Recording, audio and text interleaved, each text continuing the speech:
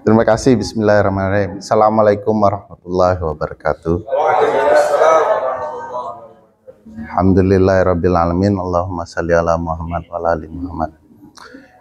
Ibu bapak sekalian, anggota dewan yang sudah repot-repot mengundang saya di bulan Desember, musim penghujan, mengerikan juga di atas pesawat. Saya diminta oleh panitia untuk mengeksplorasi berbagai isu politik di tanah air, termasuk beberapa hal yang menurut saya perlu dicermati baik-baik. Misalnya, saya tahu di sini ada Gerindra ya. Kok sedang menang ya? Ya. Tapi ini bukan untuk bicara menyudutkan perspektif, tetapi saya ingin diskusi. Misalnya pernyataan terbaru Pak Prabowo, langsung ke Pak Prabowo ya, soal pilkada melalui DPRD. Tentu ibu bapak sekalian pingin juga DPRD menentukan siapa kepala daerahnya, ya kan ya. Tapi di perspektif tertentu, pernyataan Pak Prabowo bisa salah dalam berbagai hal. Satu, jangan diseriusin, bercanda sudah mulai ada, nih main kritik aja langsung. Pertama, Pak Prabowo memulai dengan menginginkan evaluasi pilkada. Tapi sudah bawa kesimpulan. Simpulannya pemilihan kepala daerah harus melalui DPRD. Padahal mau evaluasi. Kok sudah ada perintahnya gitu. Kalau Pak Prabowo perintahkan agak berat juga kan. Apalagi partainya Partai Gerindra. Apalagi Kim plus. Baru pengantar ya. Tapi langsung dengan kesimpulan. Kedua, contoh negara yang beliau pilih sepertinya tidak cermat. Kalau beliau tidak cermat, berarti pendamping-pendampingnya tidak cermat. Misal beliau mengatakan contoh Malaysia yang efektif. Karena begitu memilih parlemen, langsung terpilih kepala daerahnya atau eksekutifnya. Itu pasti salah. Karena dalam sistem parlementer, ibu bapak mungkin ada yang tidak fokus di isu atau di keilmuan hukum tata negara atau ilmu politik.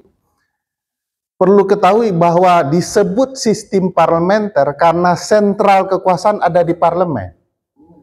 Begitu kita pilih parlemen, otomatis kita memilih eksekutif. Makanya tidak heran di dalam sistem parlementer, begitu pemilu parlemen, sudah bisa ditebak siapa yang akan jadi Perdana Menteri. Apalagi kalau ada satu partai tunggal besar di parlemen. Otomatis ketua partainya akan jadi Perdana Menteri, atau koalisi, kalau dia tidak tunggal ya, dia koalisi, pemimpin dari koalisi partai paling besar itu otomatis menjadi ketua atau menjadi Perdana Menteri. Makanya disebut parlementer. Kita sistem presidensial, konsekuensinya pemilihan dua, eksekutif langsung legislatif. Malaysia. Bagaimana dengan contoh Singapura dan India? Juga salah, karena sistem itu hibrid. Hibrid itu campuran, ada parlementernya, ada presidensialnya. Maka India dan Singapura ada presiden dan ada perdana menteri. Paling susah jadi perdana menteri di sistem campuran, Pak. Prancis misalnya susah. Apalagi kalau parlemennya partainya X, presidennya partainya Y. Itu susah jadi perdana menteri karena perdana menteri bisa diberhentikan di parlemen, bisa juga diberhentikan oleh presiden. Jadi selain cium tangan parlemen juga harus cium tangan presiden. Kalau enggak, mudah dipecat. Nah, Indonesia dari awal ibu bapak bangsa kita sudah pilih presidensial. Reformasi minta diperkuat, dimurnikan. Kalau Pak Presiden Prabowo memilih sistem seperti India, jangan ini dulu, nanti keributannya terlalu cepat. Santai, 1 jam itu lama tuh. Betul. Perkenalan dulu. Tapi bolehlah cover pertamanya kan bahagia betul dua wajah itu kan. Nah, pasti pilihan contoh India dan Singapura itu tidak tepat.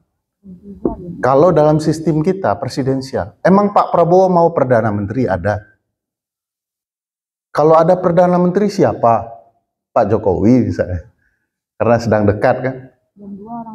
Akan ada dua matahari.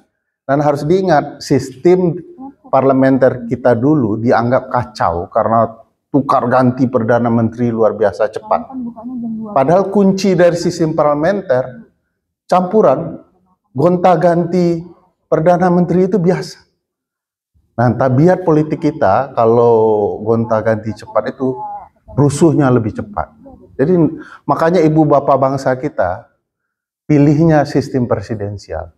Sejarahnya negara-negara jajahan tidak pernah meniru sistem pemerintahan negara penjajahnya. Contoh Amerika, dia nggak mau sistem Inggris, mereka buat sendiri, maka lahir sistem presidensial. Kita nggak mau sistem Belanda dalam sistem pemerintahan ya, bukan sistem hukum. Indonesia nggak mau sistem ala pemerintahan Belanda. Indonesia mau presidensial. Nah, sistem presidensial itu ada konsekuensinya. Konsekuensinya di orang yang jadi presiden.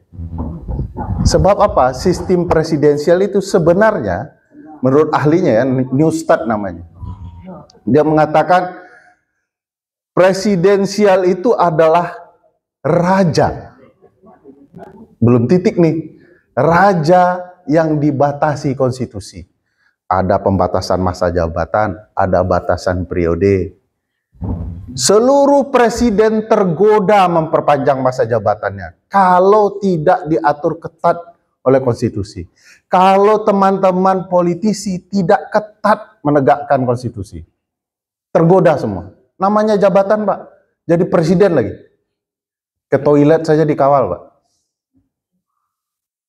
Makanya tidak ada presiden ataupun kabinet yang mengatakan bahwa saya datang hari ini atau berkunjung atau bertindak atau bicara sebagai bukan presiden, tapi sebagai ketua partai. Tidak boleh. Kenapa? Presiden jabatan 24 jam 7 hari. Makanya pernyataan Pak Presiden Prabowo ketika mendukung salah satu calon di Jawa Tengah nggak tepat. Beliau mengatakan, saya berkampanye di hari libur. Tidak ada libur untuk presiden, Pak. Ibu, presiden adalah presiden. Kalau libur, Pak, terjadi gempa di Sumatera Barat, dilapor di hari Minggu, Pak Presiden bisa nolak. Sorry, saya sedang libur, bro. Nggak ada libur. Makanya dikawal 24 jam. Negara ada di dirinya. Disebutlah sistem presidensial. Karena fokus kekuasaan ada di dirinya. Dia kepala negara, dia kepala pemerintahan. Nah, jadi hati-hati presiden karena dia raja. Tapi dibatasi oleh konstitusi. Seluruh elemen kekuasaan ada di presiden. Makanya Pak Jokowi tergoda, Pak. Enak jadi presiden itu, tanyalah Pak Prabowo sekarang. Kalau ibu bapak tidak percaya presiden itu enak, coba jadi presiden. Enak, Pak. Datang dibukain pintu, dikawal seluruh pas pampres, semua orang senyum melayani. Nggak ada juga yang ketemu Pak Jokowi, termasuk lawan politiknya, yang tidak hormat.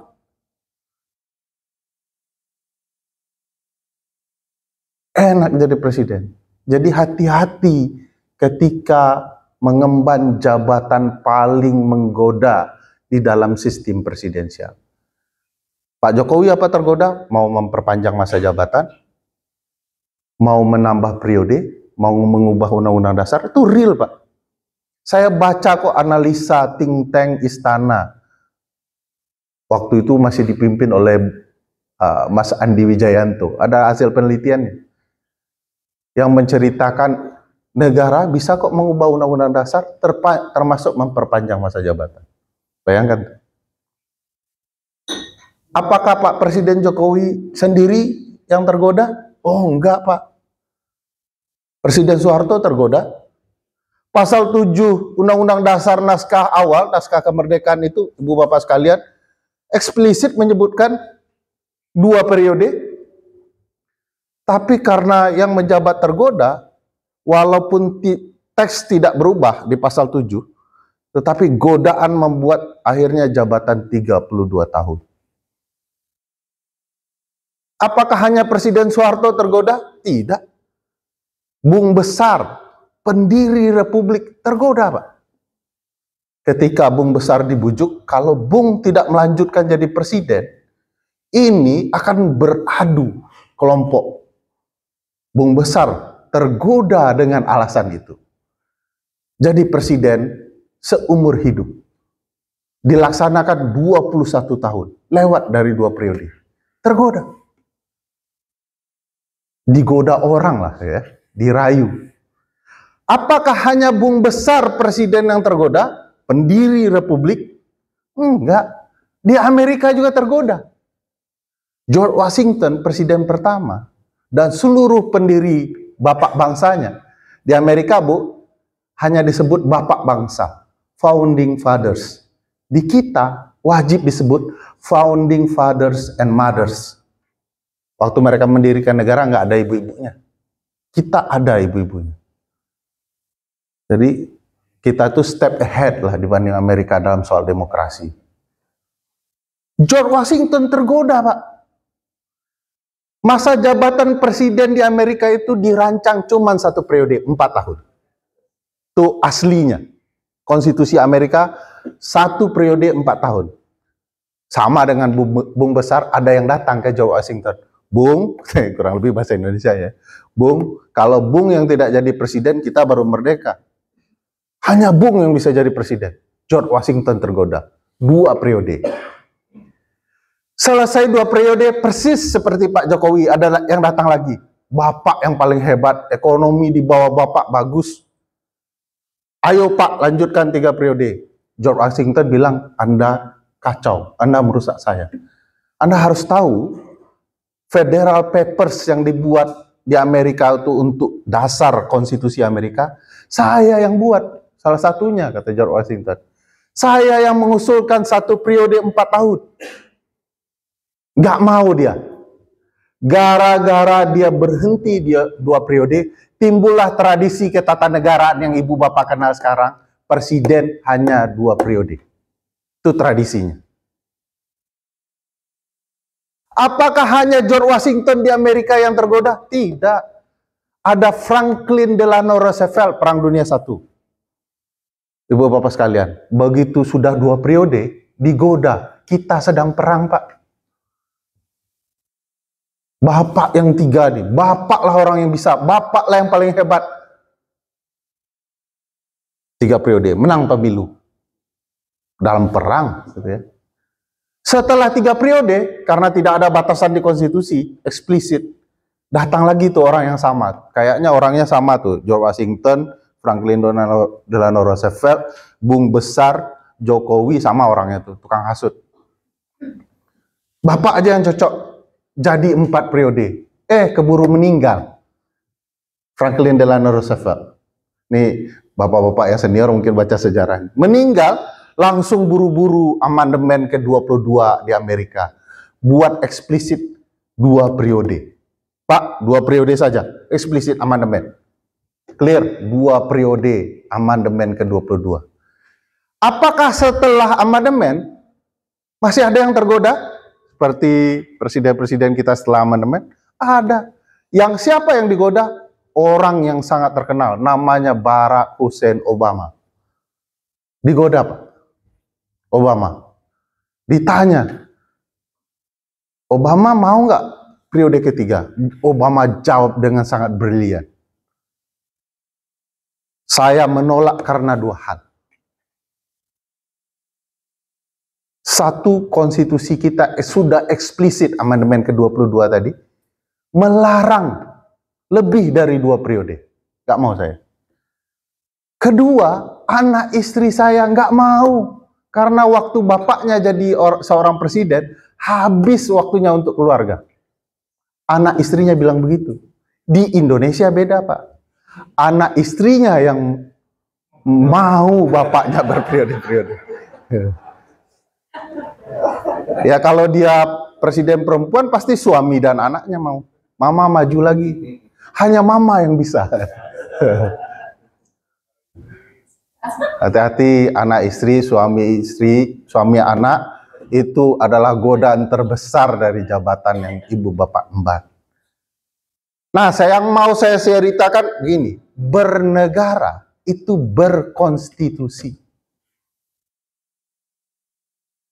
Ibu bapak sekalian tidak akan pernah bisa betul-betul bernegara dan menikmati proses bernegara kalau tidak menjadikan konstitusi sebagai acuan.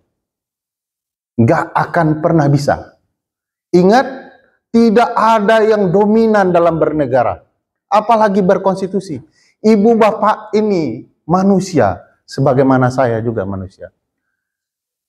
Ibu bapak sekalian tahan godaan A, Ferry Amsari belum tentu. Ferry Amsari tahan godaan, bapak ibu belum tentu. Maka ada dalilnya dalam berkonstitusi. Kalau orang di muka bumi ini, di Indonesia ini, adalah malaikat, kita tidak butuh negara, Pak. Semua orang sudah tertib. Kalau kemudian penyelenggara negara, ibu bapak sekalian, Pak Prabowo, Pak Jokowi, siapapun, adalah malaikat, kita tidak butuh pengawasan. Kita tidak butuh konstitusi. Tapi karena ibu bapak, Pak Prabowo, Pak Jokowi, dan semua bukanlah malaikat, maka kita butuh pengawasan, butuh konstitusi. Nah, pertanyaan besarnya, kenapa tiba-tiba timbul pernyataan Pak Prabowo bahwa pindah ke DPRD aja dan diamini oleh seluruh teman-teman partai? Karena politik biaya tinggi. Betul ya? Bapak, Ibu yang merasakan penderitaan selama pilkada dan pemilu, pileg, pilpres, pasti paham. Tapi pertanyaannya adalah, siapa yang menimbulkan biaya tinggi? Rakyat atau penyelenggara pemilu dan ibu bapak sekalian sendiri dalam artian partai? Kalau ternyata yang membuat biaya tinggi itu adalah penyelenggara pemilu dan ibu bapak sendiri, orang-orang partai, kenapa yang dihukum rakyatnya sampai hilang hak pilihnya? Saya kasih contoh biaya tinggi penyelenggara pemilu. Ibu bapak tahu nggak, penyelenggara pemilu kita menjelang pilpres kemarin sewa pesawat jet pribadi, harga sewanya 44 miliar. Uang siapa itu? Uang rakyat. Setiap minggu penyelenggara pemilu mengadakan rapat dengan penyelenggara pemilu daerah di Jakarta, di hotel. Biaya nggak? Biaya. Penyelenggara pemilu tidak melarang peserta pemilu. Nah, sudah bersin tuh, tanda-tanda benar. Penyelenggara pemilu tidak melarang alat peraga kampanye karena disupport teman-teman peserta pemilu, ibu bapak sekalian. Padahal di negara-negara maju demokrasi, alat peraga kampanye tidak diperlukan lagi. Kenapa? Alat peraga kampanye pada dasarnya membuat politisi kita mager, malas gerak. Karena pasang saja baliho di mana-mana, kenalan, nanti dekat pemilu baru kita turun. Biaya besar, biaya tinggi. Nggak ada Pak, kalau Bapak ke beberapa negara maju di Eropa dan Amerika, nggak ada orang pakai baliho. Paling nanti ibu bapak ketemu di bawah tanah, ya, nggak sampai 1 meter kali 1 meter, nggak sampai. Tertulis kandidat bapak yang kacamata, siapa namanya Pak? Pak Bakti. Open house Bakti kampanye. Jam sekian-sekian, tempat sekian-sekian. Nanti pendukungnya datang, atau dia akan datang berkunjung. Obama terkenal kan Pak ya, sebelum jadi presiden, setiap musim dingin datang ke losmen itu semacam apa ya, hotel murah, tempat homeless nginap, membagikan makanan. Bagi makanan, perkenalkan saya Obama, saya dari Partai Demokrat, visi misi kami begini, visi misi saya begini-begini, Bapak kalau support dukung saya. Atau telepon setiap rumah. Perkenalkan saya Obama, visi misi saya begini. Kalau tertarik, pilih saya dan sumbangan untuk saya. Bayangkan, bukan yang mencalonkan yang kasih duit ke peserta, kepada pemilih, tapi pemilih yang sumbangan. Kenapa? Tradisinya sudah mereka atur. Kita perlu mengatur ini supaya biaya tidak mahal. Jadi yang membuat mahal itu sebenarnya bukan pemilih. Peserta dan penyelenggara sedang kebingungan. Karena ngasih duit kepada pemilih belum tentu dipilih. Jadi mau dibuat sederhana. Coba bayangkan kalau saya maju, ini adalah forum DPRD, saya kepala daerah, saya sudah bisa hitung gimana cara menang. Matematika pemilunya mudah dapat Pak. Kuasai dari kursi ini, kursi yang sebelah sini. Semua. Jadi politik uangnya tidak akan hilang. Politik uangnya ada dan itu merugikan. Kalau pemilihannya di parlemen, ibu bapak yang pintar-pintar, yang potensial menjadi kepala daerah, belum tentu bisa jadi kepala daerah. Perlu restu dari pusat kekuasaan dulu. Pengalaman kita selama Orde Baru, ibu bapak sekalian, paham betul kan?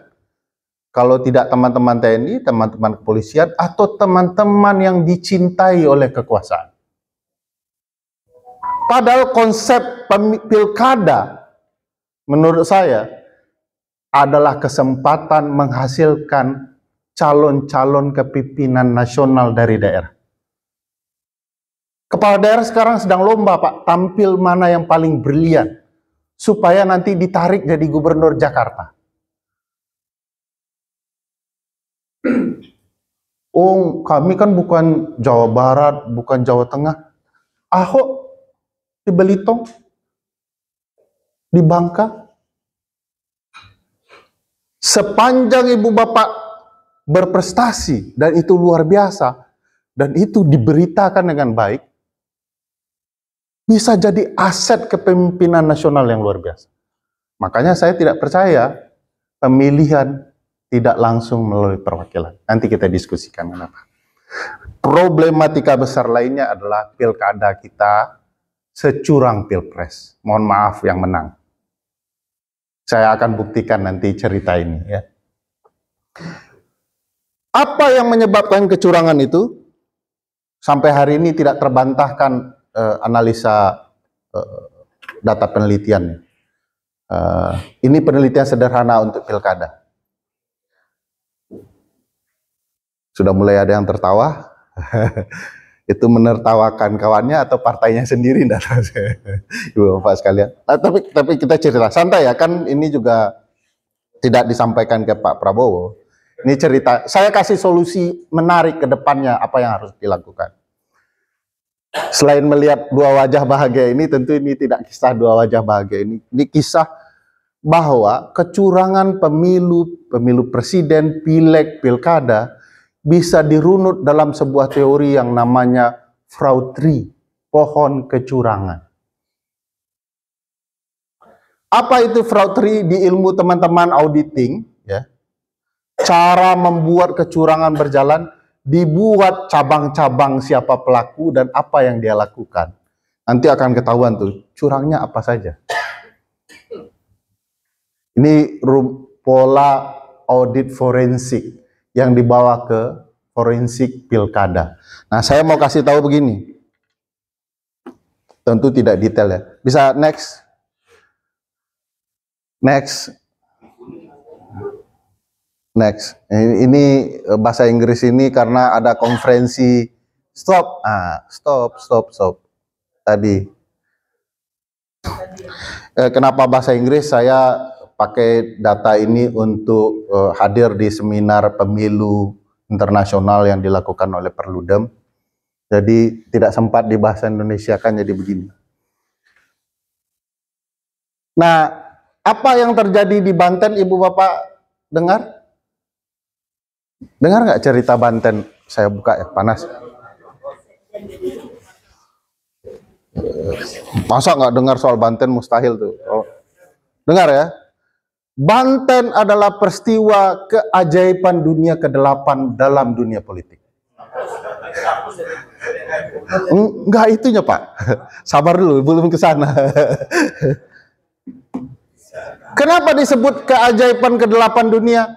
Tidak ada orang yang anjlok angkanya 72% menjadi 40-an persen. Anjlok 32% itu tidak ada. Dalam hitungan di bawah 1 bulan. Gak ada. Sudah 72-an persen dia anjlok, hancur lebur jadi 42. Dan lawannya dari 10% menjadi 50% lebih. Keajaiban dunia ke-8 Pak. Boleh Bapak catat atau usulkan ke museum rekor. Secara ilmiah tidak mungkin. Teman-teman yang paham penelitian mengatakan hanya ada 2 sebab jika ini terjadi orang anjlok. Ya. 1, akhirnya blunder, salah langkah, tiba-tiba dia kampanye lewat tukang es. Tukang es, goblok katanya. Peristiwa tukang es tahu kan? Nah, kalau blunder seperti itu potensial anjlok suaranya. Iya. Kedua, kalau lawannya Pak Andrasoni melakukan tindakan yang dipuja para pemilih secara luar biasa. Tiba-tiba ada orang miskin buta matanya, dia sumbang duit dan semua orang nangis karena ceritanya luar biasa mungkin ya. Naik dia.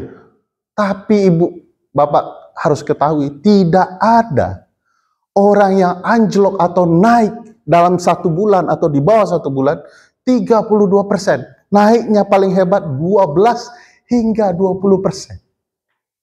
Keajaiban dunia ke-8. Dan 2 peristiwa yang saya ceritakan itu tidak terjadi di Banten. Bu Airin salah langkah, Pak Andrasoni hebat langkah. Apa yang terjadi? Ada 2 cabang kecurangan penting di Republik ini. Ibu Bapak kalau mau jujur pasti tahu ini. Tapi kalau nggak mau menyampaikan nggak apa-apa, cukup tersenyum saja. 2 cabang itu adalah Kementerian Dalam Negeri dengan penunjukan PJ-PJ sampai ke kepala desa, satuan pemerintahan tertinggi sampai terendah, kepala desa. Dan cabang paling penting adalah Parcok.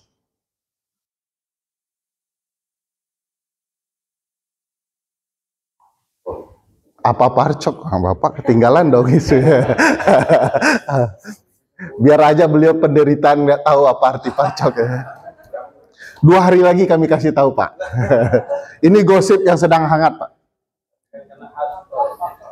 Oh enggak, kita nggak bicara itu. Nanti lagi itu temanya lain lagi. Kita bicara ini 2 bukti ini. Di Banten, Ibu lihat peta warna coklat ini adalah gerakan parcok menjelang pilkada. Parcok turun luar biasa di daerah-daerah ini.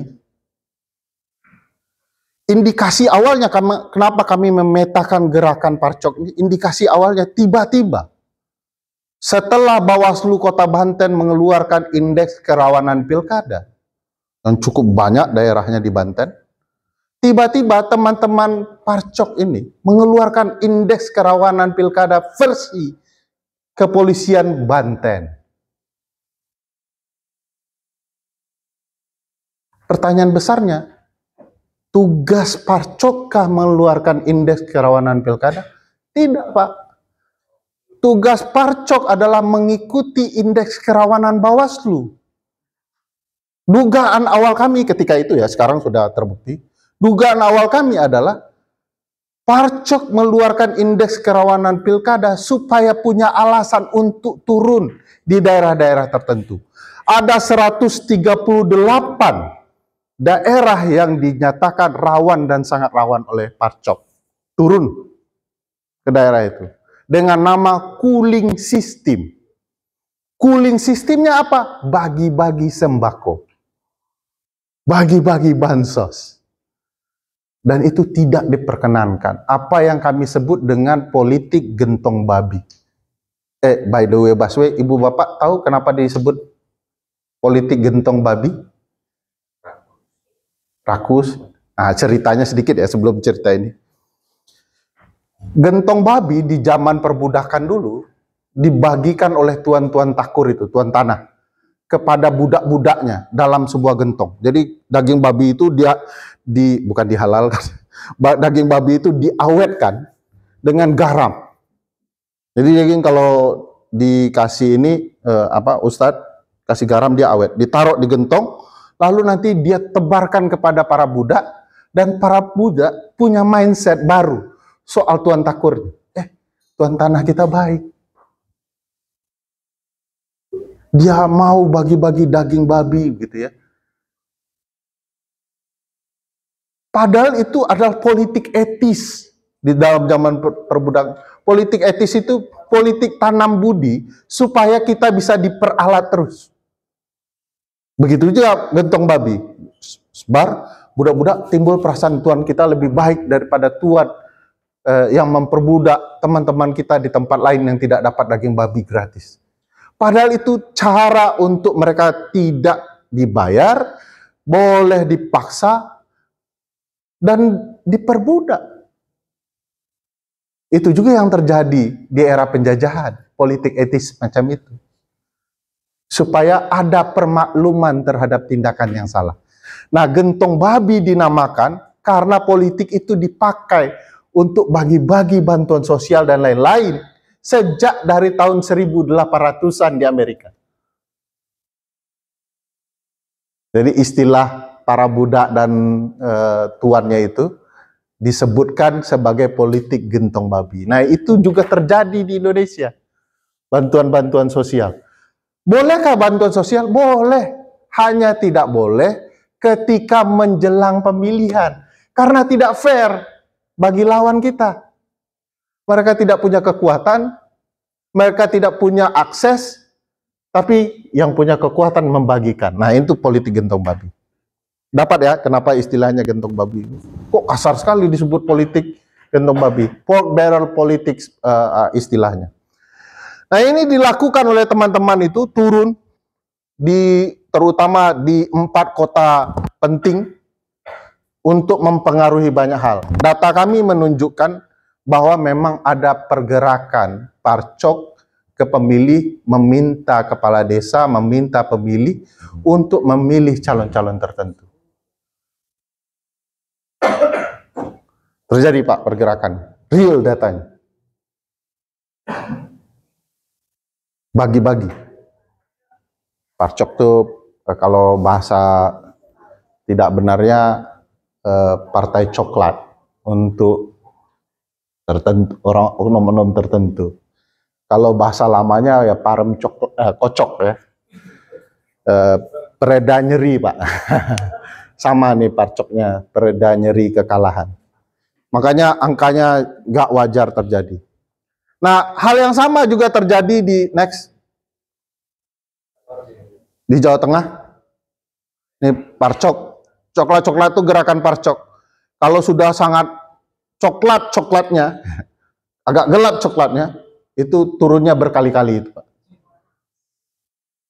Yang coklat paling ujung di atas itu 17 kali turun untuk bagi-bagi dan menentukan arah pemilih. Ada daerah-daerah kosong, cara menutupinya Nah, bukan ini ya. Oh, nggak ada di sini ya. Lagi, ini pas. Di atas, bukan di atas lagi. Saya terangkan aja. Nah, di daerah-daerah kosong warna putih itu, Pak, sebenarnya ada peta yang lain.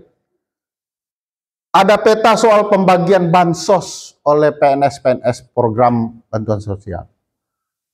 Jadi tertutup seluruh daerah Jawa Tengah oleh bantuan-bantuan yang aneh itu. Dan itu tidak fair, Pak. Azas penyelenggaraan pemilu kita adalah langsung, umum, bebas, rahasia, jujur, dan adil. Dan perlu diingat, ada azas lain, jangan pernah lupa tuh, dilaksanakan 5 tahun sekali. Itu azas di pasal 22E Undang-Undang Dasar 1945. Ini tidak akan pernah adil. Bagi teman-teman partai yang sedang berkuasa, ini seems ya, seperti seolah-olah, wah ini pertarungan politik, Anda harus paham. Tapi itu tidak akan pernah adil. Begitu lawan kita yang berkuasa, ketika dia melakukan hal yang sama dengan apa yang kita lakukan, kita juga merasa tidak adil. Unfair conduct, tindakan yang tidak adil bagi siapapun. Menang tidak wajar. Makanya peristiwa Andra Sony menang itu kita semua tahu lah. Ya, ada pergerakan Adidas.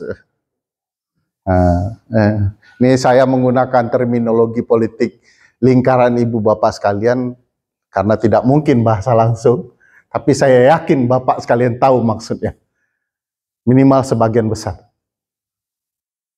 Nah, itu tidak adil. Selain teman-teman parcok, Nah, di atas. Ini adalah keterlibatan Kementerian Dalam Negeri untuk menentukan berbagai penjabat di seluruh Indonesia. Yang merah itu gubernur kalau tidak salah, yang selain itu bupati wali kota. Seluruh Indonesia.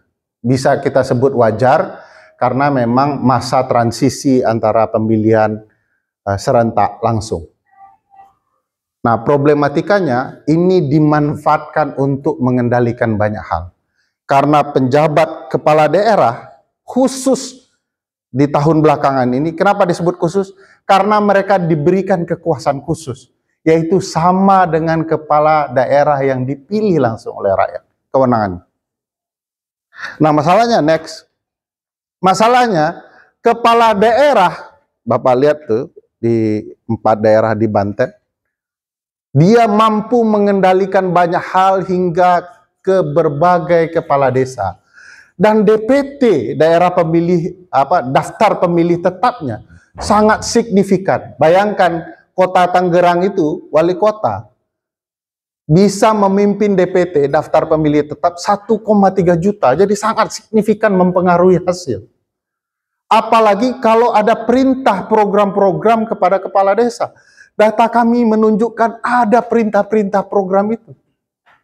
Ini diberi gambar begini karena PJ kepala daerahnya terlibat mendukung pasangan calon. Bagaimana yang kemudian tidak terlaporkan, tidak terberitakan, tidak diketahui? Bayangkan jumlahnya. Padahal semuanya PJ.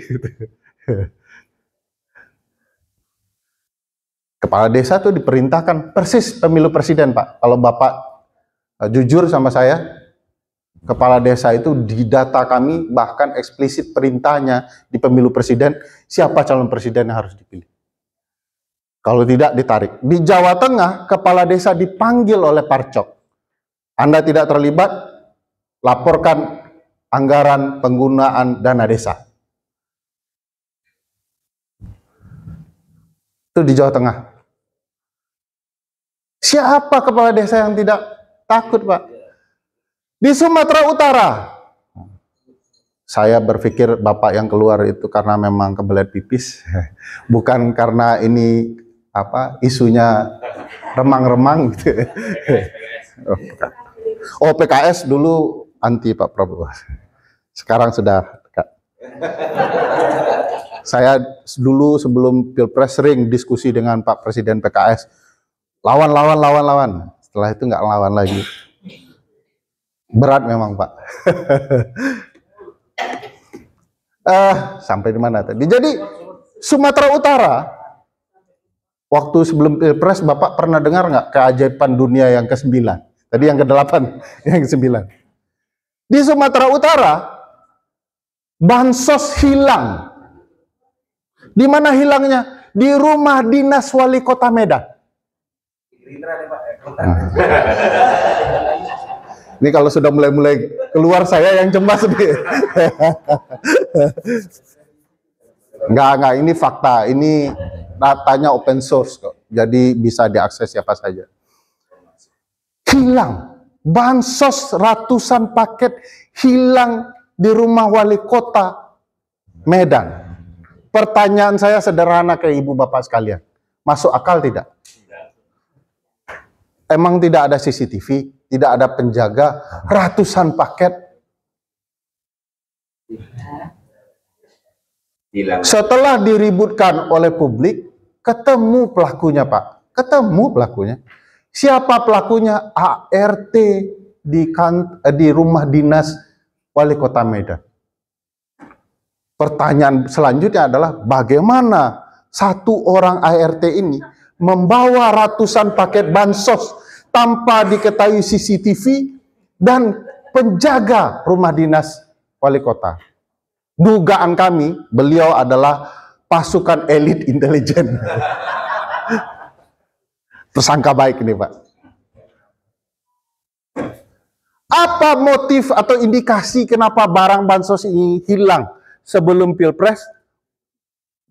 Ini cara untuk mendapatkan paket bansos berikutnya. 2 kali bansos itu turun jadinya. Sampai hari ini, lucunya setelah ngaku ART itu tidak pernah memberitahukan kemana bansos itu hilang, jualnya kemana, atau bagaimana teknik dia bisa menyelundupkan ratusan paket bansos itu. Jadi luar biasa politik kepemiluan kita. Keajaiban dunianya terlalu banyak. Yang lebih ajaib lagi di Mahkamah Konstitusi. Keajaiban 10 itu, Pak.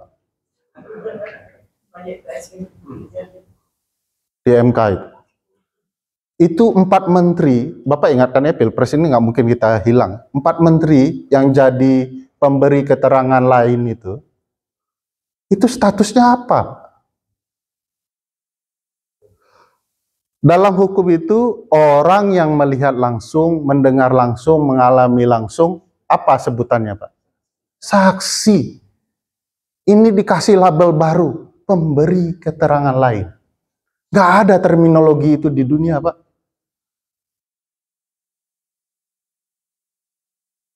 Menteri Sosial terlibat nggak secara langsung? Terlibat. Menko-nya terlibat nggak secara langsung? Ya pasti terlibat. 4 lagi, lupa saya yang 2 itu. Yang lebih ajaib, Pak, Menteri Zulhas tidak dipanggil. Padahal terang-terangan bagi sembako, bagi bansos. Karena kalau dilihatin videonya, ini PAN, semua kena, Pak, cukup adil ya. Ya pokoknya kena, teman-teman lama saya kena semua. Saya 15 tahun, Pak, penelitian soal partai politik, semua ketua partai dan sekjen dan bendahara saya ketemu, saya diskusi bagaimana memperbaiki partai politik. Alhamdulillah tidak ada yang diikuti. Demokrat silakan keluar. Demokrat dicurangi di Kalimantan Timur, Pak. Nanti saya ceritakan. Ada Demokrat. Nanti saya ceritakan kasus Kalimantan Timur. Itu memang ajaib.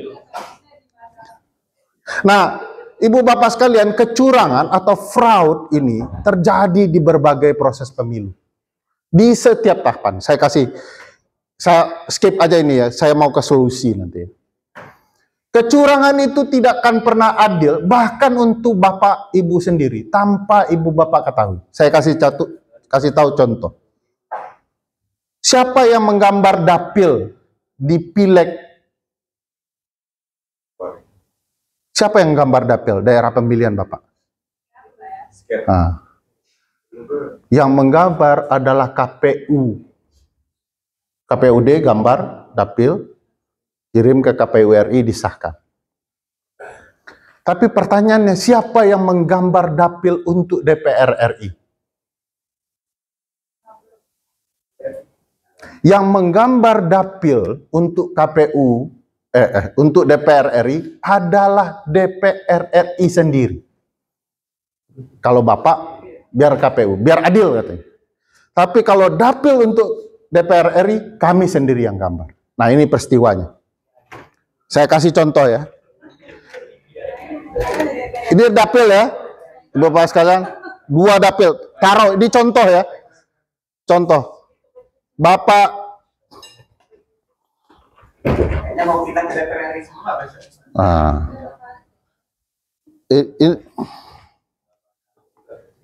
tes. Ini kita ibaratkan dapil ya. Oh, atau yang bagus ini. 3 ini ya. Bagaimana anggota DPR RI menggambar dapil? Dia petakan 3 daerah ini. 1, 2, 3. Dari 3 dapil ini ternyata ada 1 daerah yang tidak maksimal pendukung dia. Harusnya gambar dapilnya begini. Ya, diubah gambar dapilnya menjadi begini,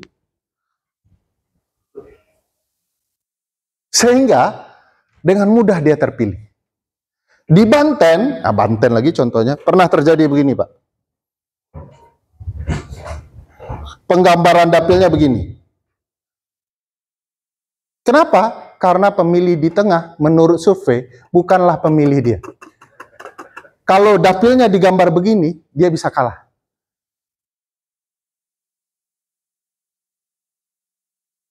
Apakah di dalam mekanisme kecurangan pemilu dikenal istilah ini? Dikenal Pak, namanya gerrymandering. Kenapa dikasih nama gerrymandering? Karena gabungan dari 2 nama. 1 nama Gubernur Jerry yang maju jadi senat, 1 lagi salamander. Salamander itu seperti kadal, tapi hidup di 2 alam di Amerika. Kenapa digabung jadi istilah curang ini disebut gerrymandering? Karena begitu si Jerry mau maju, dia gambar dapil sendiri Pak. Dia gambar. Begitu dilihat, kok mirip salamander ya? Mirip kayak naga. Nanti Bapak cari di Google gerrymandering, Bapak akan lihat, oh ini maksudnya. Istilah itu, kecurangan itu dilakukan. Sebagian besar dari kita nggak tahu kan? Sudah lama kecurangan ini dilakukan. Nah, saya ingin berbagi hari ini untuk bilang begini, politik curang itu tidak hebat. Karena orang kalau berkuasa curang, menang, biasa. Tapi kalau politik digagas baik-baik, dirancang baik-baik, saya yakin banyak hal yang akan berubah di Republik ini. Saya percaya kepada partai politik dalam konsep ketatanegaraan kita adalah pilihan yang sulit tergantikan. Ibu Bapak beruntung. Di Indonesia angka partisipasi terhadap angka kepercayaan kepada partai politik itu cukup tinggi. 16% naik terus. Ya kalau turun-turun tipis lah. Di Eropa Timur menurut seorang peneliti namanya Marcin Walecki, tingkat kepercayaan kepada partai politik itu terus rendah sampai 11%, Pak. Dia bercanda nih, kata si Marcin Walecki, orang di Eropa Timur lebih baik percaya ada kehidupan di Mars dibandingkan sama partai politik. Karena mereka tidak menemukan apa yang mereka harapkan ke teman-teman partai politik. Di Indonesia bagus kok. Cuman perlu dijaga, perlu dimaksimalkan. Kalau tidak, tingkat kepercayaan makin rendah, orang tidak akan lagi percaya kepada perwakilan. Apalagi kalau perwakilannya diam-diam soal PPN 12%. Saya tahu sebagian besar, ibu bapak kan bukan politisi kemarin sore ya. Pasti ingin menyuarakan ini, tapi berani. Karena perintah di pusat. Padahal ini isu paling seksi di publik daerah. Enak kemudian digunakan untuk membangun relasi antara pemilih dan kita dengan ibu bapak sekalian. Tapi nggak mungkin. Iya, SP1. Iya Pak, kalau SP3 gimana? Kan politik kita nggak masuk akal soal relasi ini. Ibu bapak tahu soal siapa itu Mulan Jamila? Bapak-bapak nih paling tahu nih. Mulan Jamila itu istrinya Ahmad Dhani. Menurut lagunya sendiri, judul lagunya begitu. Wanita paling seksi di muka bumi. Entah iya entah tidak. Tapi faktanya adalah beliau tidak terpilih di Pileg 2019. Tidak terpilih. Beliau peringkat 5. Apa yang dilakukan partainya, saya tidak usah sebut partainya. 1, 2, 3, 4 dipecat. Sebelum disumpah. Maka timbul tren kan sekarang, hal yang sama kan. Semua partai memecat sebelum disumpah. Semua partai, orang-orang tertentu. Jadi SP1 masih mending, Pak. Ini belum disumpah sudah dipecat, Pak. Belum kerja. Tapi dikasih nama pergantian antar waktu. Itu bukan pergantian antar waktu. Itu mengambil hak daulat publik dalam memilih.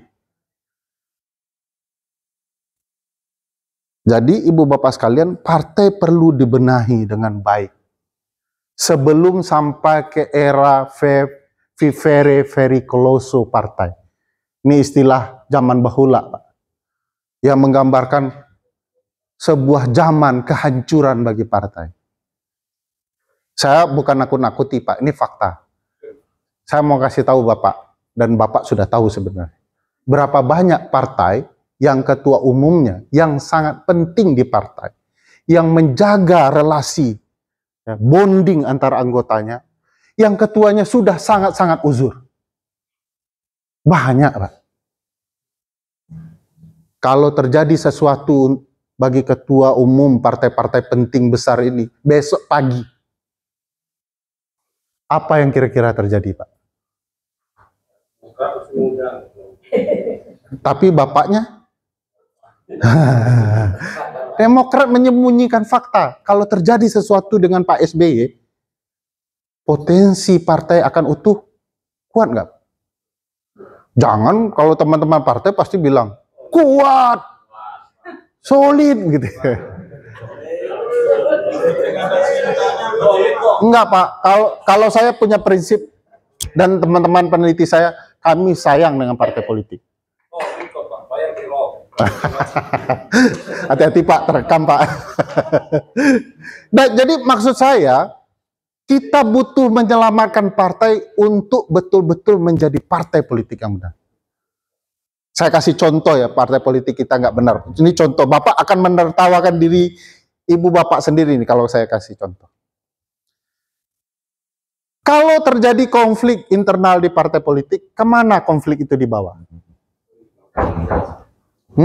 Ke mahkamah partai. Benar ya? Ada pasal di undang-undang partai politik, kalau ada terjadi sengketa keributan di internal partai, dibawa ke mahkamah partai. Pasal berikutnya menyatakan bahwa putusan mahkamah partai final and binding. Ya, bagi yang ingat atau belum baca, silahkan baca. Tapi pasal berikutnya ini baru top, teman-teman partai. Bunyinya aneh. Bagi yang tidak setuju dengan putusan itu dapat mengajukan perkaranya ke pengadilan. Lah itu bukan final and binding namanya. Kalau sudah bilang final and binding, nggak ada lagi prosesnya. Siapa yang membuat pasal aneh ini? Teman-teman partai politik sendiri buat masalah untuk diri mereka sendiri. Katanya final and binding, tapi boleh dibawa ke pengadilan. Kan ribut terus. Kalau terjadi perpecahan di partai, di pusat, pecah 2, pecah 3, pecah 9, atau pecah berapa partai itu, terpengaruh nggak sampai ke bawah? Pengaruh, Pak. Kenapa? Misal contoh pemilihan kepala daerah. Kalau tidak tanda tangan ketua umum dan sekjen, nggak jadi itu barang. Jadi sampai pusat, sampai daerah pecah. Siapa yang mengendalikan dari perpecahan itu, dia bisa ikut jadi peserta pemilu? Kementerian Hukum dan HAM. Pemerintahan pusat. Siapa yang boleh membubarkan partai politik? Presiden. Nggak ada di Undang-Undang Dasar tuh, Pak. Itu undang-undang buat sendiri. Teman-teman partai politik membuat peraturan untuk membunuh dirinya sendiri. Kalau nanti angkanya sampai 11% tingkat kepercayaan publik, Pak, publik akan nonton berjemaah partai-partai membunuh dirinya sendiri. Contoh bunuh diri massal itu adalah terjadi di pemilu 2024 kemarin. Bagi saya, teman-teman yang akademisi, ilmu politik dan ilmu hukum tata negara, ilmu kepemiluan, tidak masuk akal konsepnya P3 itu keluar dari parlemen. Tidak masuk akal, Pak. Sementara ada partai secara ajaib dalam hitungan 3 hari naik persentasenya melonjak hampir 4%. Kalau kami tidak teriak, Pak, tembus 4%. Ajaib, Pak.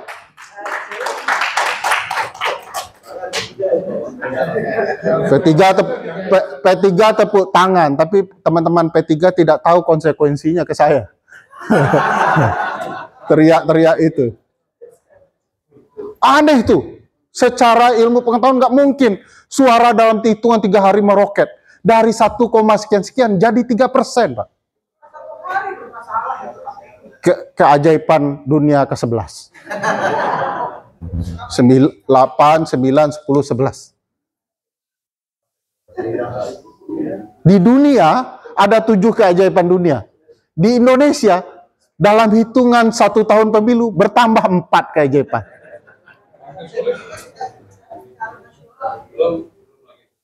Nggak mungkin.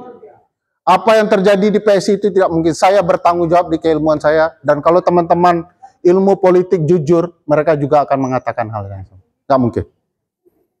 Saya bertaruh, potong telinga saya, Pak. Saya janji itu. Secara keilmuan nggak mungkin. Makanya kami sebut keajaiban dunia. Hitungan nasional itu stabil dia, Pak. Dia mengindikasikan banyak hal. Kenapa orang menang bisa dihitung melalui survei? Karena itu matematika pemilu, ilmiah, Pak. Nggak mungkin terjadi kalau tidak ada faktor-faktor, termasuk penghitungan. Teman-teman PSI jangan marah, kan semua partai saya kritik. Nggak ada alhamdulillah. Itu benar. Itu sudah benar Lombok berarti. Nah, yang saya mau katakan, Ibu Bapak sekalian, mekanisme politik konstitusional kita itu ada pakemnya. Pakemnya di mana? Di Undang-Undang Dasar 1945. Kalau kita mau balik ke pemilihan langsung tidak langsung, Pak, konsep pemilihan kita dirancang itu langsung, Pak. Ada yang mengatakan, bagaimana dengan sila keempat? Baca baik-baik sila keempat, emang ada soal pemilihan langsung? Itu soal keterwakilan dan proses keterwakilan itu. Ya bukan proses pemilihan. Pemilihan presiden itu pasti 2 arah. Legislatif 1, eksekutif 1. Itu konsepnya. Lalu pertanyaannya, kok di awal kemerdekaan tidak ada? Ya namanya juga awal kemerdekaan, Pak. Makanya Bung Besar mengatakan ini revolusi groundwork, ini undang-undang dasar sementara. Begitu kita tenang, kita perbaiki. Makanya tidak ada pemilu legislatif pun sebelum 55. Kedip yang diubah menjadi MPRS. MPRS yang kemudian memilih presiden. Kalau tidak ada Bung Hatta, nggak jadi itu barang. Nggak jadi-jadi pemilu kita. Nggak jadi-jadi proses pemilihan presiden kita melalui perwakilan waktu itu. Jadi dia akan lama-lama diubah sesuai dengan gagasan sistem. Nah, bagaimana dengan pilkada? Bukankah pasal 18 ayat 4 Undang-Undang Dasar bilang pemilihan gubernur, bupati, dan wali kota dipilih secara demokratis? Perwakilan juga demokratis, kan itu alasan? Enggak, Pak. Kata demokratis itu nanti baca naskah hasil perubahan itu, perdebatannya itu bicara bagaimana dengan 4 daerah yang khusus. Yogyakarta, Jakarta, Papua, Aceh. Ini sejarah, Pak. Yogyakarta nggak mungkin kita musnahkan dengan pemilihan langsung. Ini bersejarah. Tanpa pertolongan Yogyakarta, RI tidak ada. Dealnya, kesepakatan Bapak Bangsa, ini dipertahankan kekhususannya. Makanya disebut pemilu kada asimetris, berbeda. Tapi di luar yang 4 ini, semua digagas langsung.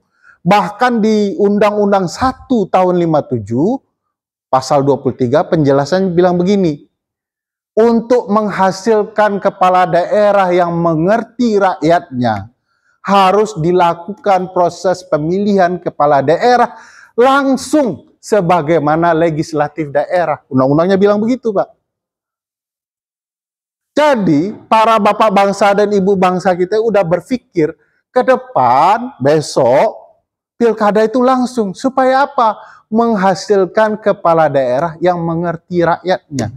Secara tata negara, kalau ada pileg daerah dan pilkada, dia akan cross-check satu sama lain. Tugas ibu bapak adalah meng-cross-check kerja-kerja eksekutif daerah. Kerja-kerja eksekutif daerah adalah memastikan rakyat terpenuhi keinginannya dalam birokrasi. Ya, penting keberadaan ibu bapak sekalian. Kalau tidak ada langsung, Pak, catat. Baca sejarah juga sekaligus. Ibu bapak sekalian dipastikan tidak ada fungsinya. Karena perintahnya akan sangat sentralistik.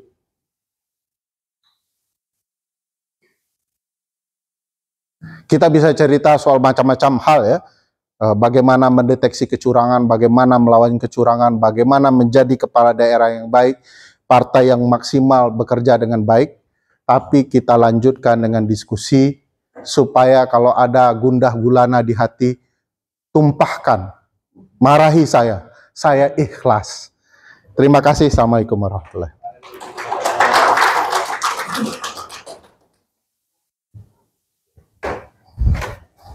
Nggak ada pertanyaan ya? Silakan, Pak.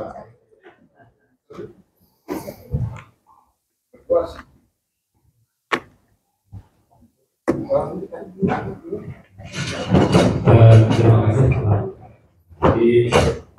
Selamat datang di Pulau Khusus Kecamatan. Jadi kita sering lihat awalnya di acara TV, ya, luar biasa. Jadi saya ingin lepas dari polemik apakah kita bisa langsung atau tidak langsung. Kalau kami tentu lebih condong kepada kami DPR yang melihat langsung tidak langsung, tapi kami cenderung melihat hasil yang dihasilkan oleh kepala daerah. Rakyat butuh pembangunan, butuh kesejahteraan. Kita melihat prosesnya. Kadang kalau tidak langsung, tapi pemimpin tidak berhasil, bahkan korupsi. Begitu juga sebaliknya kalau tidak langsung dari luar DPR. Korupsi juga. Korupsi juga. Jadi masalahnya bukan langsung tidak langsung ya. Iya, tapi hasilnya diperoleh. Ya. Oleh karena saya ingin bertanya, sejauh mana kira-kira sistem pengaruh sistem yang digunakan untuk menentukan kehendak rakyat di pilkada itu semua. Karena kalau kita bilang yang ini tentu ada plus minusnya, yang ini juga ada plus minusnya. Termasuk Bapak menyampaikan ada keajaiban. Dulu bukan keajaiban yang global, misalnya ada paman Sam, yang juga termasuk suatu keajaiban. Kami ingin ingat pandangan Bapak yang sekarang tentang parcok yang sering disampaikan, termasuk kasus yang menimpa kejadian PDIP. Bagaimana pandangannya Abang seperti itu? Karena orang mengatakan ini ada politisasi, ada yang mengatakan ini ada kriminalisasi, ada yang mengatakan ini perang hukum yang sebenarnya. Jadi itu yang mungkin banyak nih teman-teman yang bertanya.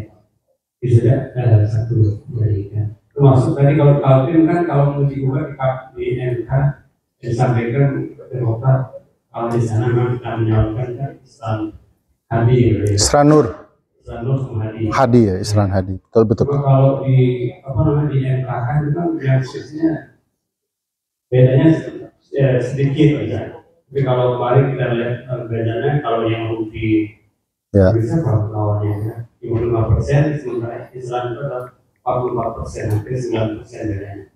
Nah, kemungkinan di MK kan bisa ditolak kalau yang sendalnya cukup jauh gitu. Nah, MK sekarang mudah-mudahan MK yang betul membawa suara Tuhan. Demikian Bang. Tapi Paman Sam masih ada. Iya. Mohon maaf, nama Bapak Zairi. Saya Muhammad Rusdi, jadi saya lihat prediksi ke depan ini kekuatan tadi katakan presiden itu raja. Jadi raja sudah berpidato sistem yang dibangun ke depan. Sabar Bu, bukan partainya yang disinggung Bu. Mohon maaf Pak.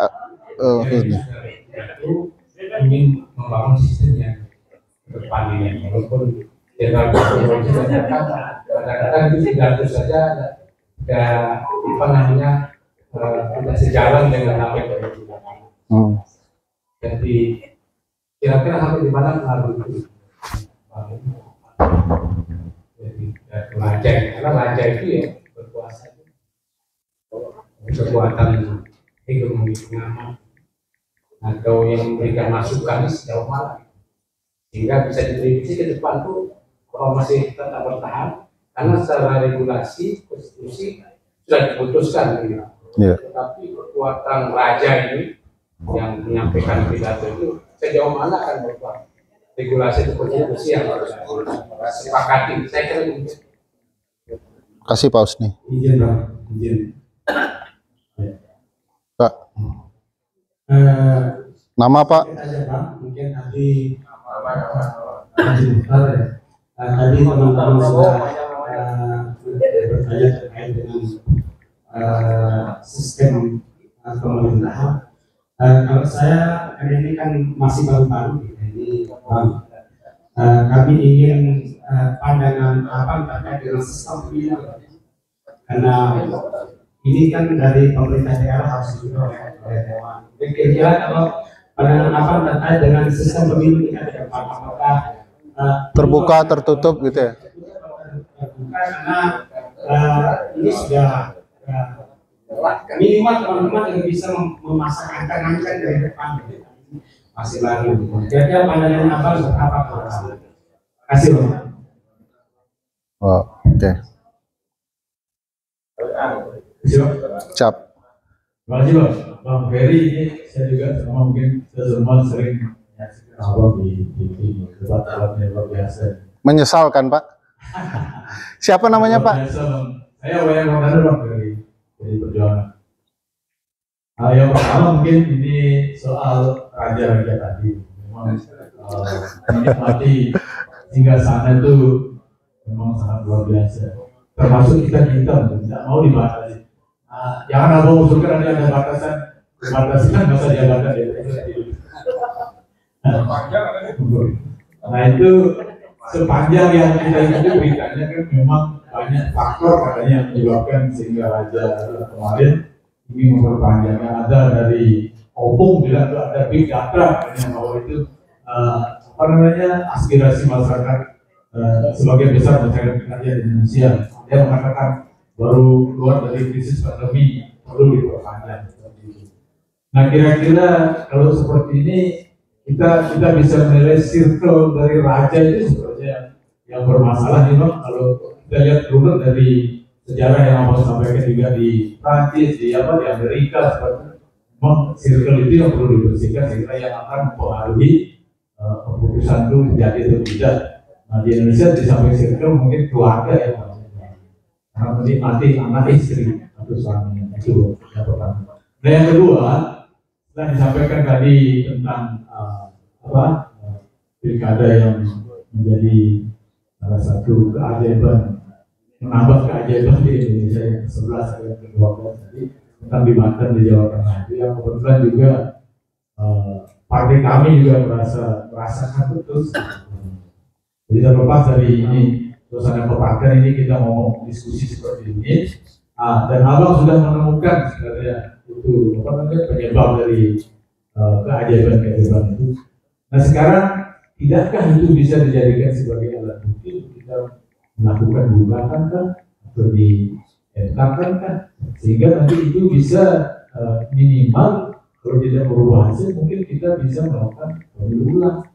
Nah itu mungkin akan lebih bagus kita jadikan sebuah presiden di kemudian hari ketika pengamat sudah menemukan seperti itu secara vulgar bahwa parpol terlibat, ada hal-hal yang terlibat dan bisa dibuktikan secara ilmiah seperti yang saya sampaikan itu menjadi yang sangat kuat sekali untuk bisa membalikkan itu menjadikan itu sebuah solusi katakanlah pemilu ulang, pilkada ulang, wah pilihan sekali itu. Mungkin itu dari saya terima kasih. Mungkin bisa dijawab dulu, mungkin Pak udah 5 pertanyaan soalnya. Karena mengingat waktu dan hari, jadi yang mungkin ada pertanyaan bisa kalau ada waktu yang tersisa boleh supaya tidak meninggal dalam keadaan tenang kalau terjadi ajalnya. Sampaikan singkat aja Pak.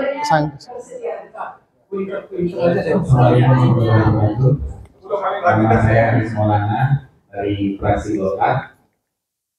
Untuk menghindari kekuasaan negara yang absolut, ada namanya sistem res politika di negara kita. Kita bandingkan di negara Amerika sistem presidensial kongres. Nah, menurut Abang, yang tepat untuk formulasi di sistem demokrasi di Indonesia ini seperti apa ke depannya di 2029? Terima kasih. Assalamualaikum warahmatullahi wabarakatuh. Boleh tinggal satu pertanyaan lagi Pak. Bismillahirrahmanirrahim. Assalamualaikum warahmatullahi wabarakatuh. Selamat malam Bang Ferry. Saya baru tahu Bang Ferry. Saya malas nonton TV. Kalau saya baru tahu itu temannya Rocky dulu. Jadi mungkin kondisi kita ini membuat saya sendiri berbalik dan malas nonton TV sekarang. Singkat saja, apa pandangan dari prediksi Bung Ferry atau sama mungkin kondisi bernegara kita dan kondisi politik kita 5 tahun dan 20 tahun ke depan melihat apa yang ada sekarang. Terus yang kedua, bagaimana kalau kita mempertahankan idealisme kita di tengah pragmatisme politik dan pragmatisme pemilih. Wabil khusus untuk kami yang di daerah ini mungkin Bung Ferry. Itu saja, terima kasih. Oke, makasih. Jumat soalnya ya. Oke. Pak Zairi ya. Zaini. 5 periode, alhamdulillah. Saya dan teman-teman tidak pernah cerita pembatasan lembaga perwakilan. Selagi rakyat suka, boleh terus diwakili. Joe Biden ya juga nggak pernah ada tuh lembaga perwakilan dibatasi. Yang pembatasan itu eksekutif sekali lagi karena itu tumpukan kekuasaan. Ada 5 jenis tuh menguasai seluruh wilayah. Ya. Bagaimana pengaruh parcok sesungguhnya? Ya luar biasa Pak. Makanya dipilih 5 angkatan lebih muda, karena itu semua harus patuh karena pensiunnya lama, Kapolrinya. Karena itu dipilih orang yang, mohon maaf, minoritas, karena mungkin mudah dikendalikan dan digoyang. Jadi Presiden Jokowi waktu itu mengendalikan orang-orang yang punya kelemahan tersendiri untuk dipermainkan. Yang agak saya senang dengan PDIP, PDIP itu melawan. Kayak gitulah partai oposisi. Cuman sendirian ini sedihnya, Pak. Iya. Tapi nanti kita cerita PDIP, Demokrat dulu lah. Jadi memang ini akan jadi problematika untuk seluruh partai tanpa diketahui. Misalnya teman-teman Demokrat di Kaltim, itu dirugikan karena peran Parcok terlalu luas. Ibu Bapak bayangkan bansos itu keluar di Kalimantan Timur luar biasa, termasuk di Kalimantan Tengah. Kalimantan Tengah itu triliunan, luar biasa tuh, Kalimantan Tengah. Di Kalimantan Timur itu tidak menyehatkan karena meskipun Demokrat Kimples tetap dihajar. Lebih sedih Golkar, itu tidak berperadaban politik menurut saya. Dihajar di mana-mana, calon terbaiknya dihajar, tapi diam saja itu. Itu yang namanya ikhlas. Coba Ibu Bapak bayangkan, Ridwan Kamil itu kalau di Jawa Barat pakai sendal bolong pun pasangannya menang, Pak. Kenapa dipilih di Jakarta? Bapak tahu nggak? Untuk kalah. RK tidak diperjuangkan loh di Jakarta habis-habisan. Yang dipromosikan presiden terpilih, presiden sekarang, yang dibujuk oleh Presiden Jokowi, Jawa Tengah. Jakarta ini tempat yang diperebutkan. Cuman bilang RK itu saya, tapi nggak ada promosi dari presiden saat ini. Padahal yang bujuk Pak Jokowi. Kenapa RK dikalahkan? Analisa Ibu Bapak sekalian.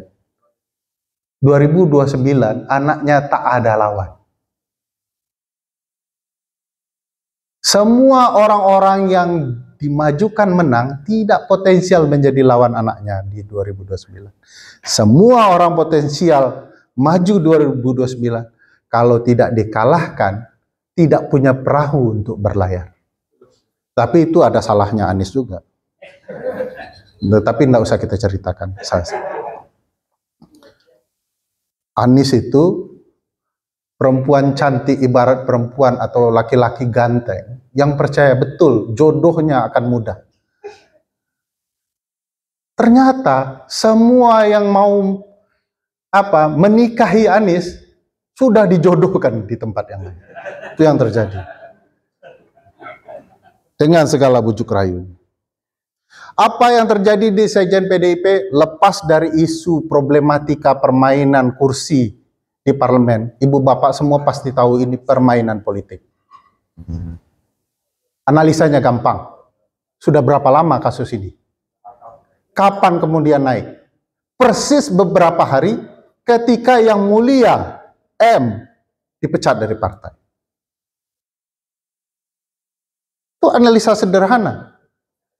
Setiap gerakan partai oposisi mau dihajar ketika kemudian berkaitan dengan Yang Mulia M. Kebetulan Yang Mulia M yang memilih seluruh pimpinan KPK. Oh, ada yang bilang, tidak, DPR milih. Bohong kalau begitu. Yang Mulia M pilih 10, semuanya adalah orang-orangnya. Siapapun yang Bapak pilih, tetap orang-orangnya.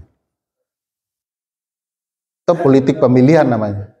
Tapi kalau sebelum masuk 10 itu, ada mekanisme independen untuk memilih 10 calon, lalu baru Ibu Bapak sekalian partainya memilih 5, baru itu fair. Tapi ini 10 pemainnya sudah ditentukan. Dari 10 ini, tentukan pilihan Ibu Bapak sekalian, siapapun orang M. Jadi siapapun jadi ya pasti akan mematuhi kerja M. Problematika Pergantian antar waktu di Indonesia apakah hanya di PDIP?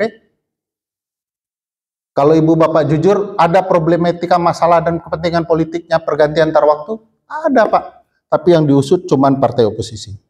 Saya tidak bela Hasto, tapi saya bela partai oposisi. Kenapa? Indonesia tanpa oposisi nonsens Pak. Kalau PKS Pak, mana yang PKS ya? Nah, Bu, kalau PKS bergabung dengan oposisi, saya bela habis-habisan Bu. Ini bukan karena jenggot Bu. Saya kan dituduh anggota PKS, Zainal Arifin Mukhtar PDIP, Bivitri Susanti Nasdem. Kami iya kan Pak? Kami sampaikan iya, kami masuk lewat jalur khusus, jalur film. Nomor kartu anggota 007. Jadi saya yakin politik Pak. Nah bagaimana dengan problematika Kaltim dengan masuk perkara ke MK? Saya jawab cepat ya Pak. Apakah terkena ambang batas perkara di pasal 158 Undang-Undang Pilkada? Potensial kena. Tapi juga potensial terbuka kalau permohonannya menjelaskan secara gamblang, bagus soal fenomena parcok dan bantuan sosial. Data saya dan teman-teman di Kalimantan Timur Pak, begitu dibuka open source saja Pak, bantuan sosial itu banyak menjelang tanggal 27 November. Padahal 14 hari sebelum 27 November, keluar surat edaran Mendagri yang melarang penggunaan bansos menjelang tanggal 27. Dipatuhi? Tidak dipatuhi. Apakah surat edaran itu benar? Salah. Kenapa? Karena perintah putusan Mahkamah Konstitusi bukan surat edaran, tetapi pemerintah harus membuat peraturan yang membatasi penggunaan bantuan sosial menjelang pilkada atau pemilu. Nah, ini keajaiban juga nih Pak. MK tidak mengakui bahwa bansos adalah politik gentong babi yang merupakan kecurangan pemilu. Kata MK di putusannya. Tapi MK mengakui harus buat peraturan untuk mencegah itu. Lah, tadi tidak mengakui, tapi memerintahkan buat peraturan. Keajaiban juga cara berpikir MK. Jadi Kaltim itu bisa terbukti kalau memang kecurangan TSM-nya bisa dijelaskan dengan baik. Tapi MK kan super kejam Pak, 312 itu gak sesuai ambang batas. Apa alasannya? Gak kuat, tok keluar. Padahal sifat peradilan Pak, di dalam dismissal proses, ngasih nasihat. Kamu di permohonannya belum kuat, perkuat begini. Nanti buktikan di sidang pembuktian. Tapi MK kan malas Pak. Kan putusannya sama, karena tunjangan buat putusannya sama. Kan bapak-bapak juga partainya setuju kasih tunjangan hakim buat putusan. Jadi putusannya perkara digabung, putusannya dipisah. Supaya tunjangan masing-masing putusan dapat. Nanti videonya tampilkan saja ke MK Pak, saya pertanggungjawabkan ada tunjangan soal putusan itu. Jadi berebut buat putusan walaupun isinya tidak berkualitas. Pak Muhammad Husni, Raja sudah berpidato di mana-mana. Makanya saya bilang Raja itu dibatasi konstitusi. Konstitusinya bilang tidak ada konsep pilkada langsung kecuali daerah khusus asimetris itu Pak. Nah Raja kan tidak pakai data yang valid Pak. Raja kan pakai pendapat Pak Bahlil, teman-teman Golkar, yang doktornya tertunda. Tapi beliau dapat PhD Pak, pernah hampir doktor. Menteri SDM referensinya Pak, bayangkan. Saya berimajinasi, kalau referensinya sekelas Prof. Yusril, kan pakar hukum tata negara, jelasin dong. Prof. Yusril nggak berani, nanti salah, bertentangan dengan gagasan konstitusional. Menteri Hukum nggak ngomong, yang malah diomongin Menteri Hukum adalah pengampunan para koruptor. Konsepnya ada, tapi salah sebut Pak Presiden, nanti kita ceritakan jadi kemana-mana. Sampai di mana pengaruh Presiden? Sekali lagi, Presiden megang 5 cabang tampuk kekuasaan. Eksekutif, legislatif, buat undang-undang Presiden powerful loh. Dari 5 tahapan pembentukan undang-undang ada Presiden semua. Perencanaan, penyusunan, pembahasan, persetujuan, pengundangan. presiden semua nih, 5. DPR cuma 4. Rakyat tidak diikutkan. Padahal ada partisipasi publik. Kalau DPR cuma perencanaan, penyusunan, pembahasan, persetujuan bersama, ini doang. Presiden lebih hebat, setelah punya 55, bisa buat perpu, sudah disetujui, dia pula yang batalkan. Setuju bersama nih, dia pula bisa buat PP, bisa buat perpres, bisa buat permen. Permen ini yang paling banyak di muka bumi. Apalagi kabinetnya sudah 109 orang. Kalau tidak buat peraturan menteri di mana-mana. Jadi problematika pernyataan presiden dengan powerful eksekutif, legislatif, yudikatif ngangkat hakim. Ngangkat izin, SK, hakim semua di sini. Pertahanan keamanan, parcok di dalamnya. Kalau presiden menyesatkan konstitusi, bisa. Apa yang terjadi selama Presiden Jokowi? Sesat konstitusionalnya luar biasa terhadap parcok. Gajinya tidak ditingkatkan, penyimpangannya ditingkatkan. Teman-teman parcok di mana-mana, padahal itu bukan tugas. Multifungsi, sak multi-multinya. Multifungsi plus-plus. Terakhir, hubungan luar negeri. Saya tidak percaya, Pak Prabowo yang bahasa Inggrisnya sangat bagus, di diplomasi serampangan. Tenda selain kemarin di Cina. Kacau betul itu. Jadi kalau presiden tidak taat konstitusi, Pak, negara bisa diambil wilayahnya oleh orang-orang tertentu. Jadi ngomongnya juga harus hati-hati presiden. Saya setuju dengan pendapat Pak Bahlil. Kita harus evaluasi. Putusannya langsung. Harus melalui DPRD. Nggak mikir. Bukan undang-undangnya saja yang harus diubah, tetapi konstitusinya juga harus diubah. Apa makna demokrasi di dalam pasal 18 ayat 4 itu yang harus dijelaskan di undang-undang yang baru? Nggak mungkin harus diubah undang-undang dasarnya. Kalau diubah undang-undang dasarnya, AD, ART, teman-teman Partai Gerindra adalah kembali ke undang-undang dasar naskah awal. Itu AD. Saya sedih sekali itu. Kalau paham berkonstitusi merah putih tidak akan kembali ke naskah awal Undang-Undang Dasar 1945. Itu naskah kemerdekaan. Sementara orang mau merdeka, mau sedang perang, kok dipakai naskahnya, Pak? Bung besar yang ngomong, para pendiri bangsa yang ngomong. Nah, persis kalau presiden mengatakan presiden akan melanggar konstitusi ketika itu juga. Karena putusan MK bilang, Pak, pilkada adalah pemilu. Apa maknanya? Ya taat azas pemilu. Pemilu langsung. Ya langsung. Jadi saya nggak tahu siapa yang bisikin Pak Presiden ya. Mungkin Pak Mayor Teddy. Padahal jabatan beliau tidak sah. Ibu bapak sekalian tahu kan jabatan Mayor Teddy tidak sah secara undang-undang? Bukan kata saya loh. Undang-undang TNI yang mengatakan. Dan itu dibiarkan oleh seluruh rakyat Indonesia melanggar undang-undang. Apa konsekuensi presiden melanggar undang-undang, Pak? Nggak usah saya ceritakan, bahaya. Jakarta masih jauh dari sini. Sistem pemilu ke depan, pertanyaan Pak Mukhtar. Pak Mukhtar, sistem, saya termasuk yang sepakat proporsional tertutup asal ada intraparti demokrasi. Kader partai yang menentukan semua kebijakan partai, bukan tunggal. Saya dan teman-teman bahkan mengusulkan pola kandidasi yang benar di partai. Nggak ada teman-teman partai patuh, padahal setuju semua. Kenapa? Nggak berani disampaikan kepada ketua. Apa gagasan agar partai kadernya tidak loncat kodok, Pak?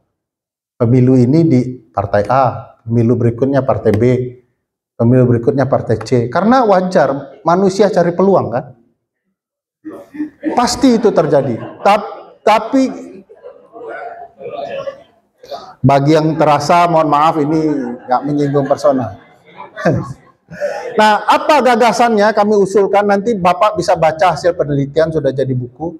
Di Tokopedia ada kok, judul bukunya Pembaruan Partai Politik. Salah satu gagasannya adalah setiap jenjang jabatan itu ada syaratnya. Salah satu syarat pentingnya adalah kader partai baru boleh maju DPRD kalau dia sudah jadi anggota tetap 3 tahun.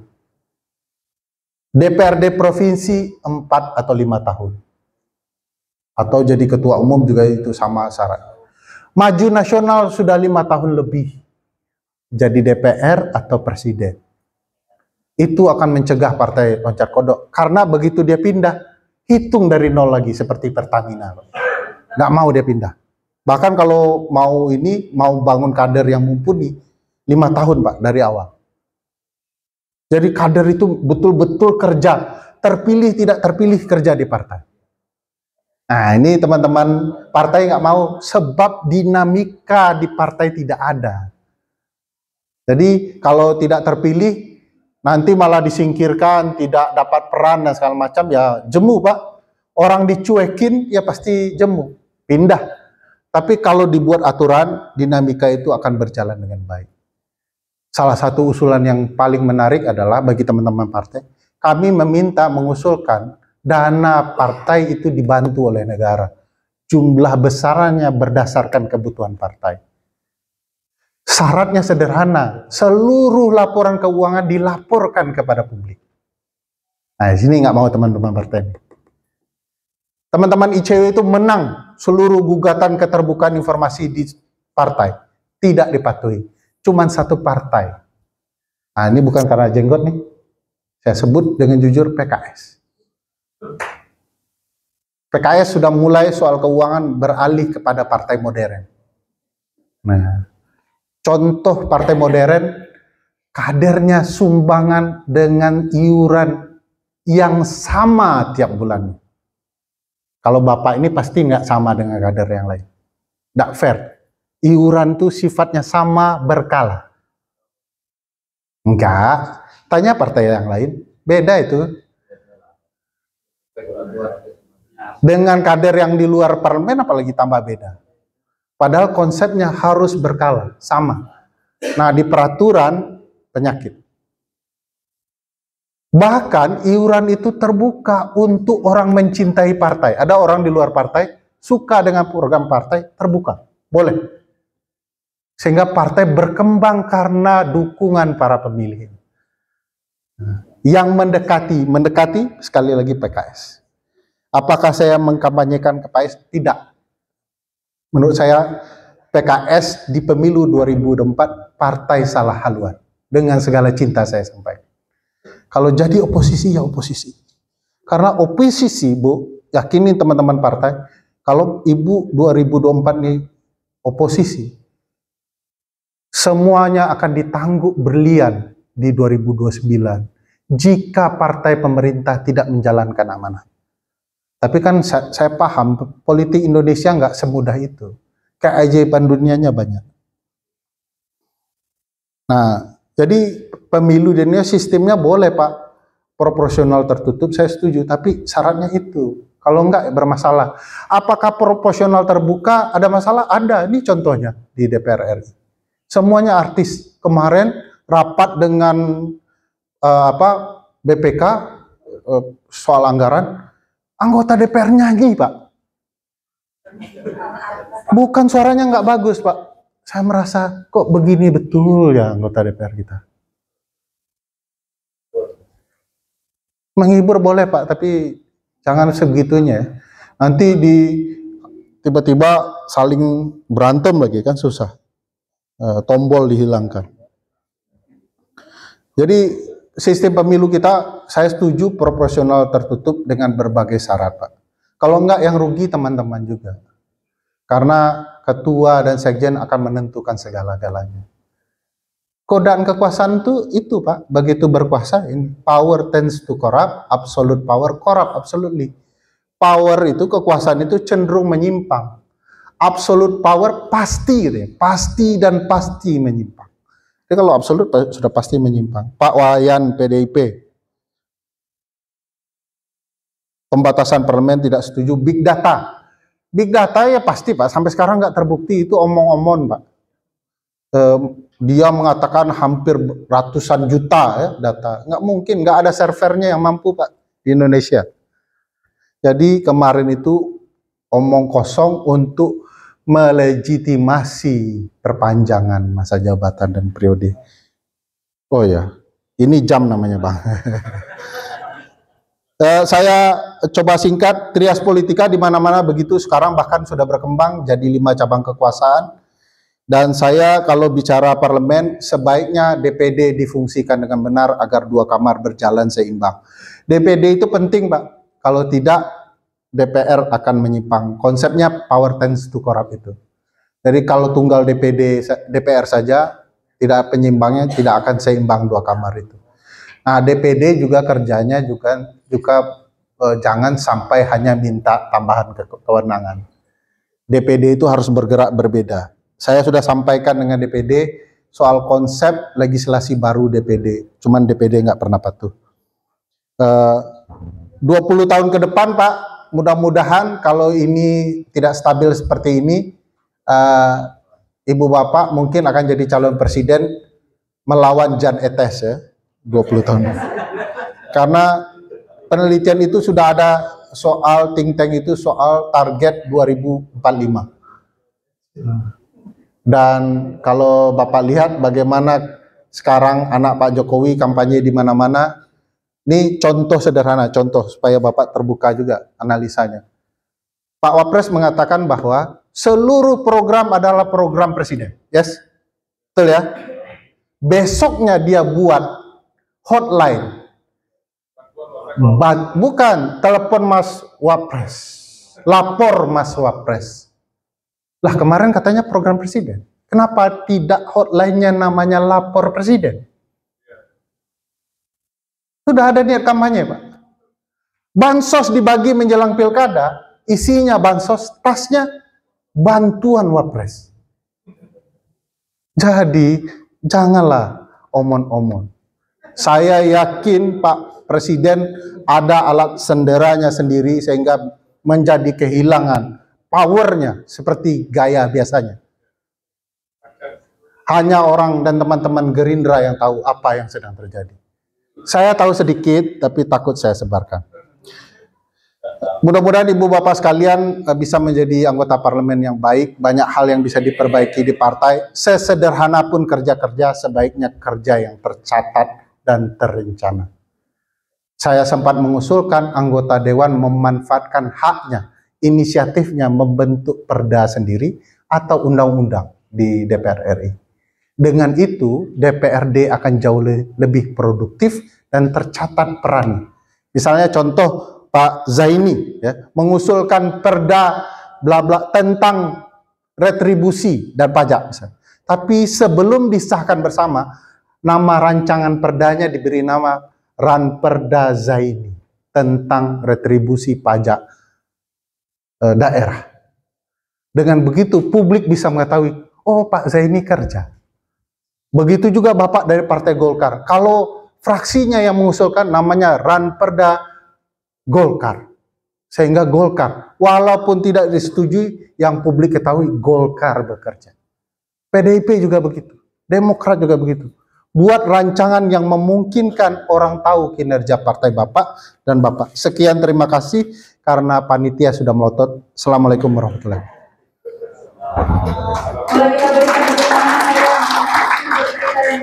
Dan terima kasih kami ucapkan